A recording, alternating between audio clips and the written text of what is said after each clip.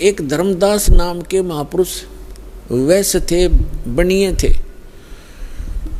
और वैष्णु साधु से दीक्षित थे, विष्णु जी के पुजारी थे, विष्णु जी को इष्ट मानते थे, साथ में शंकर भगवान की भी पूजा करते थे। जैसे भी हमारे धर्म गुरुओं ने हमारे को जो ज्ञान दे रखा है, हम वैसे ही वो लगा हुआ था। और रूपदास नाम के एक वैष्णव संत से दीक्षित थे। अब उस रूपदास जी ने जैसा भी उस प्यारी आत्मा को गाइड किया, वो उसी तरह समर्पित था। उसने बता रखा था रूपदास जी ने कि 68 तीर्थ करने चाहिए, अमरनाथ चारों धामों को भी अवश्य वहाँ जाना चाहिए, एकादशी का व्रत करो, हरे राम हरे कृष्ण और भोलेनाथ शंकर भगवान का इसका जाप करो, ओम नमः शिवाय आदि। तो ये मंत्र जाप करता था। और तीर्थ भ्रमण के लिए वो चले वहाँ से। जब भगवान उनको मिले उस समय लगभग 80-82 वर्ष की उम्र थी, 85 वर्ष की उम्र थी धर्मदास जी की। तीर्थ यात्रा पर गए हुए थे मथुरा के तालाब में, जहाँ भगवान, जैसा कि हमारे धर्म गुरुओं ने बता रखा था कि यहाँ श्री कृष्ण गौ चराया करते थे, इस सरोवर में नहाया करते थे, गौओं को पानी पिलाया करते थे। तो उस श्रद्धा से सभी वहाँ उस तीर्थ पर जाते हैं और फिर गिरिराज के चक्कर लगाते हैं। अपने आत्माओं, ये भोली आत्मा ये तो कहती हैं कि रामपाल तो हमारे देवी देवताओं को, धार्मिक तीर्थों को जो है सब अच्छे नहीं बताता। अब विचार करो, जिस गिरिराज यानी गोवर्धन पर्वत की आप महिमा गाते सुनाते हो, उसकी लीला क्या है। जैसे धर्मदास जी को परमात्मा मिले, फिर उनसे पूछा कि आप, ये लंबी वार्ता है, समय थोड़ा है, लेकिन आज जो दास बताना चाहता है कि तीर्थों पर और इन ऐसे यादगार स्थानों पर जाने से जीव का मोक्ष नहीं और केवल पाप ही होते हैं, पुण्य नहीं। क्योंकि पुण्य तो इसलिए नहीं कि शास्त्र, वो श्रीमद् भगवद गीता में वर्णन नहीं उसका, और जो शास्त्र में वर्णित साधना नहीं है, वो अध्याय नंबर 16 के गीता के मंत्र 23 में स्पष्ट ही कर दिया है कि शास्त्र विधि को त्याग कर जो मनमाना आचरण करते हैं उनको कोई लाभ नहीं होता, ना सुख होता, ना गति होती, और ना ही उनको कोई सिद्धि प्राप्त होती, यूजलेस। तो धर्मदास जी को परमात्मा एक जिंदा महात्मा के रूप में मिले। पहले तो तालाब में नहाए, फिर विष्णु जी की एक मूर्ति शालिग्राम था, उसको नहाया धोया, नए कपड़े पहनाए, पुराने कपड़े धो कर सुखा दिए भगवान के। फिर धूप दीप दे करके उसको जो ऐसे धूप धाप दे कर लग गया गीता का पाठ करने। परमात्मा निकट से बैठ के 20-30 फुट की दूर, 50 फुट की दूरी पे, और ध्यान से सुन रहे हैं, जैसे बहुत अच्छा लग रहा है। धर्मदास जी ने भी उस दिन एक अध्याय करा करता पाठ था, उस दिन 4-5 मोटे से 4-5 अध्याय सुना दिए। ये जान करके ये सामने बैठा एक मुसलमान हमारे धार्मिक ग्रंथ ज्ञान से कितना प्रभावित है। जब सारा कुछ सुना लिया, जब भगवान निकट आकर बैठ गए और कहा, हे महात्मा जी, मैं भटकी हुई आत्मा हूँ। देखो पुण्यात्माओं, हमारे पिता ने हमारे तक पहुँचने के लिए कितना कैसे छल छिद्र करने पड़ते हैं, क्योंकि काल ने हमारी इतनी बुद्धि खराब कर दी इस गलत ज्ञान से, और यह झूठे सुख में इतने रंग दिए। ब्रह्मा विष्णु महेश को इष्ट मानकर हमारी पूजा में, इनकी पूजा में दृढ़ कर दिए।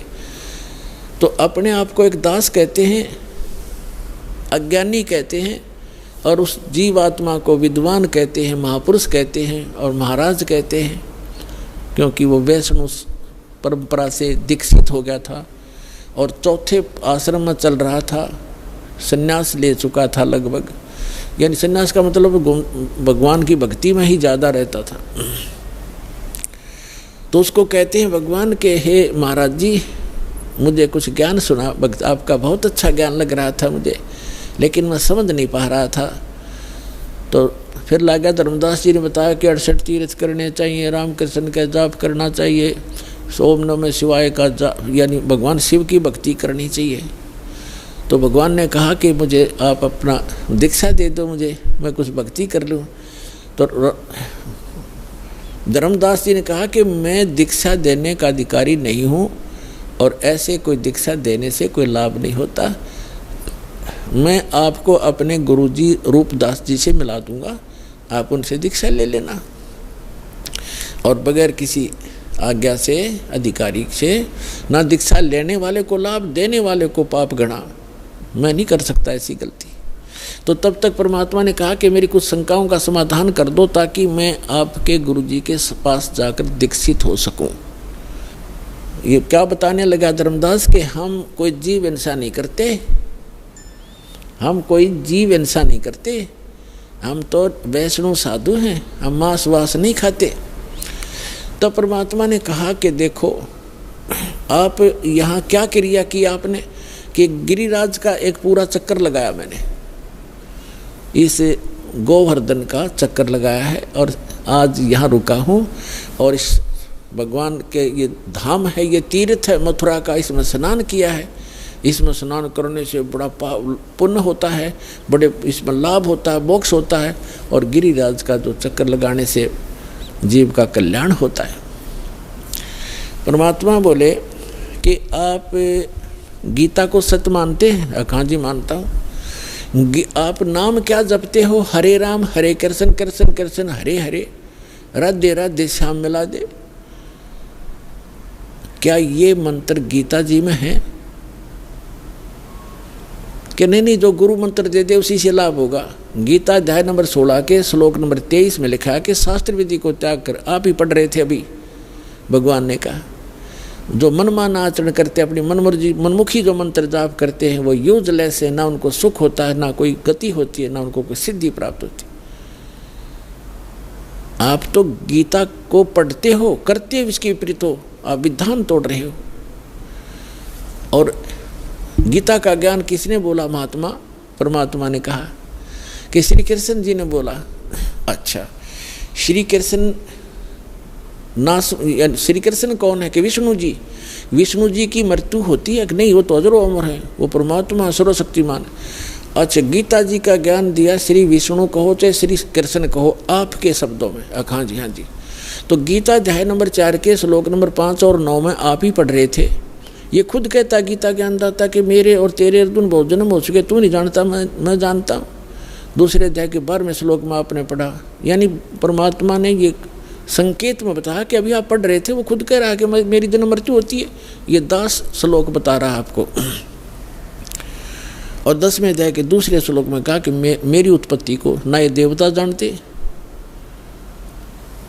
स्तब्ध हो गया एकदम, जैसे सुन हो जाकर। और आप कहते हो ये अजरोमर है। और ये खुद कहता 18वें अध्याय के 62वें श्लोक में कि यदि तूने पूर्ण मोक्ष चाहिए तो उस परमेश्वर की शरण में जा, उसकी कृपा से तो परम शांति को, सनातन परम धाम को प्राप्त होगा। वो परमात्मा कौन है उसके बारे में बताओ मुझे, तब मैं दीक्षा लूँ तुम्हारे से। तो नाराज हो गया भगवान, नाराज हो गया कौन? धर्मदास। कि तू आप तो हमारे देवी देवताओं को हे बताते हो, आप तो मुसलमान हो इसलिए। परमात्मा बोले मैं नहीं बताता, आप ये बताइए मुझे कि ये गिरिराज की आपने परिक्रमा की, ये कथा सुना दे मुझे। धर्मदास जी ने सुनाया ने, एक बार ना यहाँ देवी देवताओं की पूजा हुआ करती थी और भगवान कृष्ण ने ये कहा कि इन देवी देवताओं की पूजा बंद करो, इंद्र की पूजा भी बंद कर दो, केवल एक परमात्मा की भक्ति करो। जिससे एक शुद्ध होकर के इंद्र ने इतनी जबरदस्त वर्षा कर दी, 96 मेघ माला, 96 करोड़ मेघ माला एकदम वर्षा दी, मूसलधार वर्षा होगी। तो भगवान शिव ने, कृष्ण ने इस गिरिराज को उठा लिया था हाथ पे और सारे ब्रज की रक्षा कर ली, सारा इंद्र बरस लिया, सारा वर्षा हो ली, कोई खूब मुसलधार, लेकिन एक बूंद भी नीचे नहीं आने दी। इस गोवर्धन के ऊपर ही सोख दी भगवान ने। परमात्मा बोले थारी बुद्धि ले गए चोर। अब तेरे कृष्ण जी कहने लग रहे देवी देवताओं की पूजा मत करो, देवताओं के मुखिया इंद्र की भी पूजा छुड़वाई उन्होंने, और तब इन देवताओं के चपट रहे। और फिर मैं देवताओं की थारी बेइज्जती करता हूँ। और जिस जोड़ में तू नहाया इसमें इसने तो छोड़ कर चले गए। श्री कृष्ण द्वारका में रहा करते थे, वहाँ जाओ न वहाँ गड्ढो तुम। अब वो द्वारका भी ना रही, वो समुद्र में डबो दी, इसलिए डबो दी थी कि यहाँ धक्के खाना होंगे ये बोली आत्माएं, मोक्ष होगा भक्ति से। अपने आत्माओं ये ज्ञान है, अभी तक हमने अज्ञान भर रखा था अपने अंदर। ये काफ़ी लंबी कथा है, लेकिन शॉर्ट में जो दास बताना चाहता वो इतना ही है। फिर परमात्मा ने कहा कि आप कहते हो कि मैं कोई जीव हिंसा नहीं करते, आप कहाँ से चल कर आए हो? कि बांधवगढ़ से आया हूँ। कहाँ? मथुरा में। कितनी दूरी है, कितना डिस्टेंस है मथुरा और बांधवगढ़ का? धर्मदास जी ने कहा यानी 250-300 मील होगा। कोस, पहले कोस चलती थी, यानी 850 किलोमीटर डिफरेंस है मथुरा और बांधवगढ़ का। तो परमात्मा ने कहा किस साधन से आए आप? धर्मदास जी ने कहा मैं पैदल आया हूँ महात्मा भाई, पैदल आया हूँ जिंदा महात्मा जी, मैं पैदल आया हूँ। तो परमात्मा ने कहा वहाँ से लेकर इस मथुरा तक आपने कितने जीव मार दिए, गिनती नहीं हो। और इस तालाब में नहाए, इस मथुरा के इस तालाब में नहाए, ये लोटा पानी का भर के लाए हो आप, देख इसमें कितने जीव जंतु। ये तो इस 2 लीटर पानी में इतने, और उसमें जिसमें आप मल कर नहा रहे थे, कितने जीवों का कचूमर काट दिया धर्मदास, करोड़ों जीव मार दिए इतने। और इंतजार तुम कहते हो मोक्ष होगा, तुम तो पाप के भागी होगे। पृथ्वी ऊपर पग जो धारे है, करोड़ जीव एक दिन में मारे। कहते सत्य ब्राह्मण की है हत्या, जो चौका तुम देवो नित्या। ब्राह्मण संस हत्या जो होई, जल स्नान करत हो सोई। अब जैसे आपके शास्त्रों में कहा है कि ब्रह्म हत्या का पाप बहुत भारी होता है, तो जीव हिंसा ब्रह्म, और जैसे जीव हिंसा ब्रह्म का होता है, वैसे भक्त को मारा जाए और जीव हिंसा होती है। तो कहते एक जो तुम ये खाना बनाने से पहले मिट्टी और गोबर से वो स्थान लीपा जाता था, और कहते हैं आपने जो ये चौका लीपा है जहाँ रोटी बनानी थी, इतने पोर्शन में 1000 जीव करोड़ जीव मार दिए। कहते हैं कि पृथ्वी ऊपर पग जो धारे, करोड़ जीव एक दिन में मारे। जैसे आप सारा दिन घूमते फिरते हो, एक दिन में आप करोड़ों जीवों को नाश मार डालते हो।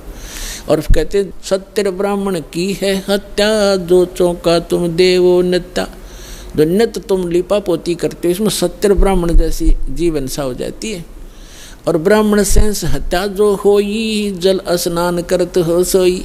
इस तालाब में नहाते हो ना, इसमें इतने जीव मर जाते हैं, 1000 ब्रह्म हत्या का पाप तुम्हें लगता है। हरी भांति पृथ्वी के रंगा, अंत कोट जीव उड़े पतंगा। खान पान में दमन प्राणी, कैसे पाओ मोक्ष निशानी। तुम खाते हो पीते हो, इसमें भी जीव मरते हैं। आटा गूंदते हो, इसमें भी मरते हो। पोछा लगाते हो, इसमें भी मरते हैं। और तुम कहता है हम जीव हिंसा नहीं करते।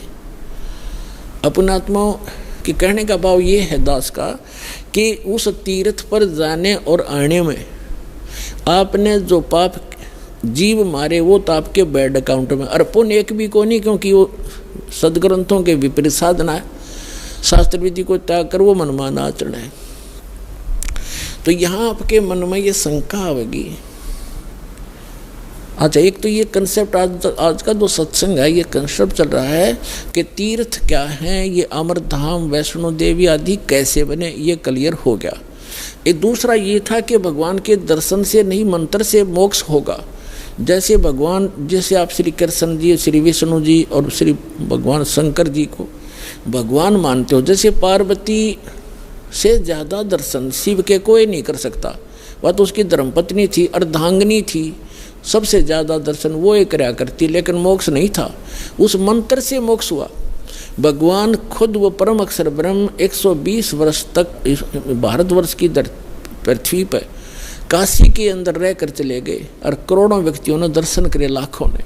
मोक्ष नहीं हुआ क्योंकि उनको वो मंत्र प्राप्त नहीं हुआ, उस योग्य वो हुए नहीं कि जिससे वो मंत्र प्राप्त कर लेते, जिससे मोक्ष होना था।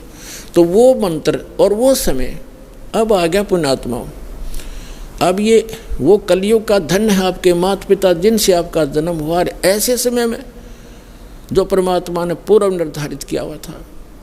अब वो समय आ गया है, वो कंप्लीट कोर्स आपको प्राप्त होगा और इस मंत्र से मोक्ष होगा जो आज दास के पास उपलब्ध है। इसको प्राप्त करो और अपना कल्याण कराओ।